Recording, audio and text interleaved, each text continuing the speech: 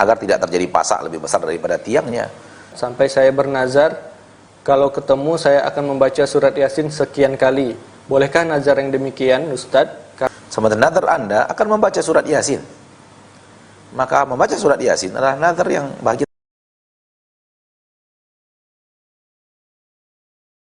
Baik, ini ada pertanyaan masuk melalui WhatsApp, Ustadz. Assalamualaikum warahmatullahi wabarakatuh, Ustadz. Waalaikumsalam warahmatullahi wabarakatuh. Bagaimana kiat supaya ikhlas menghadapi masa-masa sulit ekonomi dalam kehidupan rumah tangga? Suami pun sedang berusaha di rantau, Ustadz. Mohon nasihatnya, hamba Allah dari Bukit Tinggi.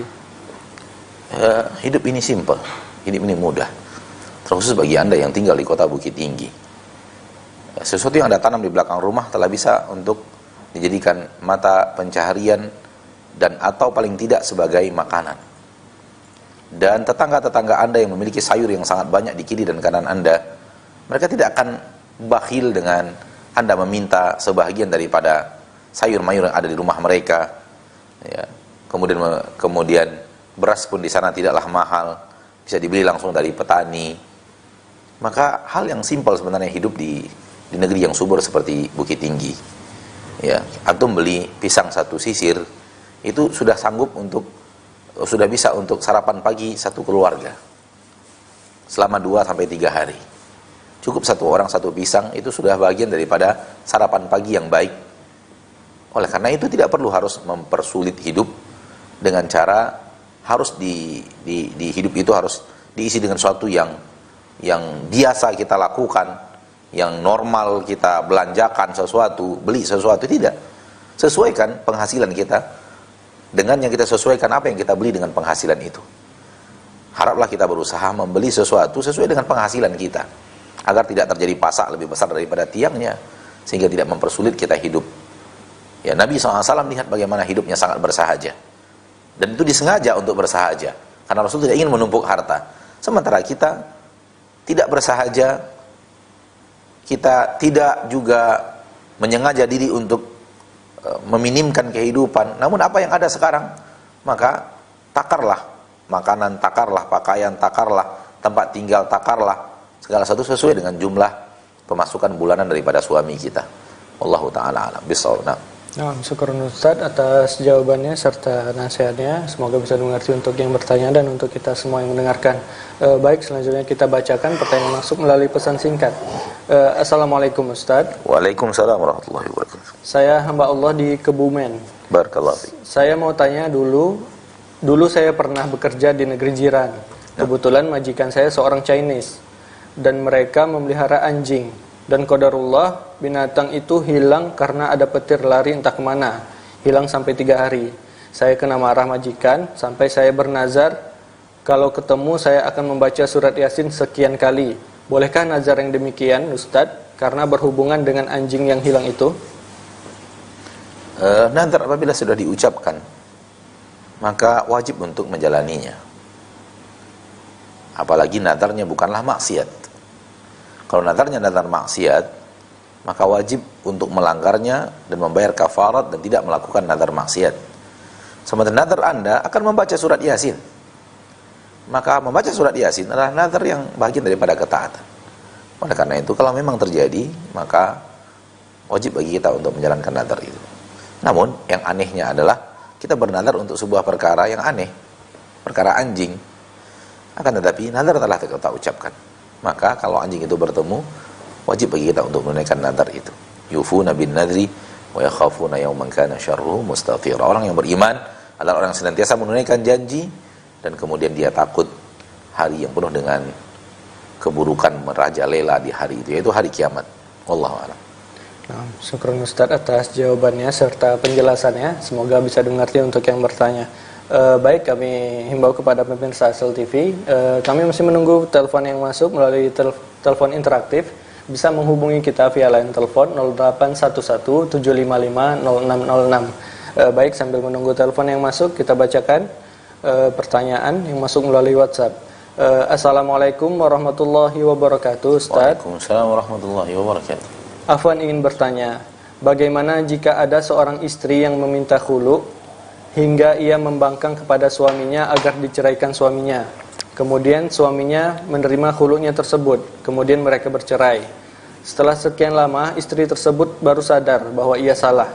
Bagaimana taubatnya istri tersebut, Ustadz? Jazakallahu khairan. Tidak boleh membuat perangai untuk dicerai.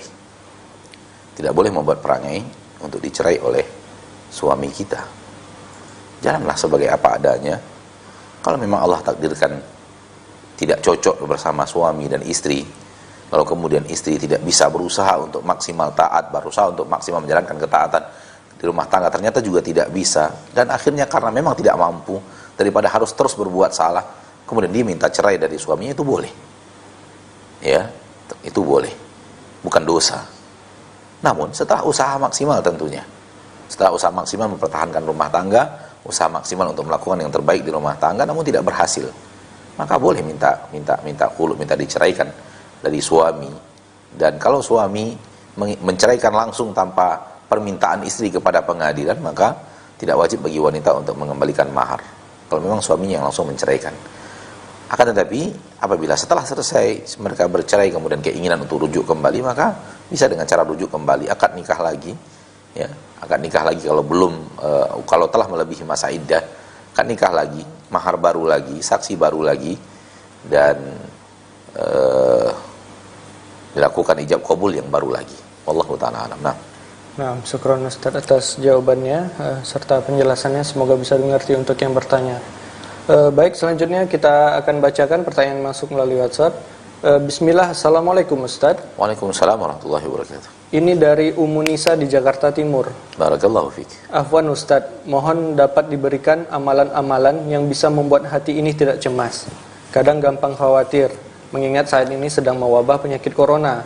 Sedang informasi begitu banyak yang berseliweran, baik yang benar maupun tidak. Ini yang semakin menambah kecemasan saya. Jazakallahu khairan, barakallahu fiik ya Ustazuna. Amalan untuk bisa membuat jiwa tenang adalah memperkuat ilmu tentang takdir. Belajar terus mempelajari takdir dan bagaimana takdir Allah Tabaraka wa Ta'ala, sehingga akhirnya apapun yang akan terjadi, kita yakin bahwa semua itu Allah yang telah menuliskan terjadinya dan telah mentakdirkan kejadiannya. Dan belum lagi kita lahir, kejadian itu telah tertulis di Lauhul Mahfuz. Belum lagi langit dan bumi diciptakan, kejadian itu telah tertulis di Lauhul Mahfuz. Maka dengan memahami bahwa segalanya telah tertulis, akan ada ketenangan dan ketentraman. Dan belum tentu kita adalah orang yang tertulis terkena virus. Boleh jadi kita adalah orang yang selamat. Dan kalau ataupun kita tertulis sebagai orang yang terkena virus, maka itu telah tertulis sebelum langit dan bumi diciptakan oleh Allah. Sebelum dibentangkan langit dan bumi oleh Allah Tabaraka wa Ta'ala, itu telah tertulis, dan kita pun tidak bisa lari daripadanya.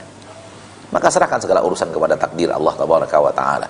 Kalau Allah takdirkan terjadi, pasti akan terjadi. Tidak ada yang bisa menolaknya. Dan manakala Allah takdirkan selamat, pasti akan selamat, dan tidak ada yang bisa menolaknya. Semua keputusan di tangan Allah Tabaraka wa Ta'ala Rabbul Izzati wal Jalalah. Maka serahkan kepada Allah dengan ilmu takdir. Kewajiban kita adalah lakukan ikhtiar maksimal, menjaga diri, menjaga kesehatan, meminum minuman-minuman yang bermanfaat untuk kesehatan, memakan buah-buahan untuk kesegaran tubuh, untuk kesehatan, meminum madu, habatus sauda dan yang lainnya. Maka ini usaha kita untuk menjaga kesehatan kita. Di saat daya tubuh kita turun, melemah ketika itu virus itu datang dan kemudian menggerogoti kesehatan kita, maka kita berusaha untuk menjaga kesehatan. Dan berusaha untuk menjauhi orang-orang yang sakit dari kaum muslimin, batuk, pilek dan yang lainnya, juga menjauh dari mereka. Dan kalau telah nampak bahwa mereka sakit, entah virus atau tidak, kita berusaha untuk tidak bersalaman dengannya. Dan kita juga berusaha untuk berdiam diri di rumah dan tidak masuk ke dalam suatu kondisi di mana kaum muslimin ya ada di negeri itu kemudian berkumpul di sana, berusaha menghindari keramaian, karena memang virus itu mewabah dan pindah dari satu orang ke orang yang lain dengan izin Allah, tapi bukan dengan sendirinya. Allah yang mentakdirkan pindah ke sana dan ke sini, menular ke sana dan ke sini, menular ke fulan dan si alan. Maka semua serahkan kepada Allah. Semua serahkan kepada Allah. Dan ilmu menyerahkan kepada Allah itu adalah ilmu tawakal. Tawakal kepada Allah. Dan kalau kita akhirnya kena dan wafat, memang semua kita akan wafat. Man lam yamut bisayfi mata bi ghairi. Tanawatil asbab wal mautu wahidu. Orang yang tidak mati karena ditebas oleh pedang, dia akan mati dengan cara yang lainnya. Hanya ragam saja cara untuk mati, kematian sebenarnya satu. Kematian sebenarnya satu. Akan tapi cara untuk meninggal berbeda-beda. Yang tidak meninggal dengan pedang akan meninggal dengan selain pedang. Yang tidak meninggal di medan jihad akan meninggal dengan cara yang lain, walau tidak di medan jihad, walau di atas ranjangnya sendiri. Intinya kematian tidak akan bisa kita elakkan. Kalau memang ini Allah takdirkan kita kena dan kita wafat, maka itulah yang bagian daripada sesuatu yang harus kita ridhoi dari takdir Allah. Dan kita yakin kalau kita tidak tertulis sebagai orang yang sakit, maka insyaallah ta'ala bagaimanapun tidak akan tertular kepada kita dengan izin Allah subhanahu wa ta'ala. Ada seseorang yang pulang dari masjid dan kemudian bersalaman dengan pasien. Tak lama setelah itu pasien itu diketahui telah memiliki virus corona di badannya. Akan tapi ternyata dia selamat. Ternyata baru keluar dari masjid. Dan Allah memberikan kepadanya tangan yang masih bersih dari air wudhu yang tadi dia kerjakan, membuat dia terbentengi dari penyakit itu. Walau dari keluar dari masjid itu dia bersalaman dengan pasien, ternyata air wudhunya masih berlaku untuk menolak datangnya bakteri itu kepada tangannya. Wallahu taala a'lam. Nah,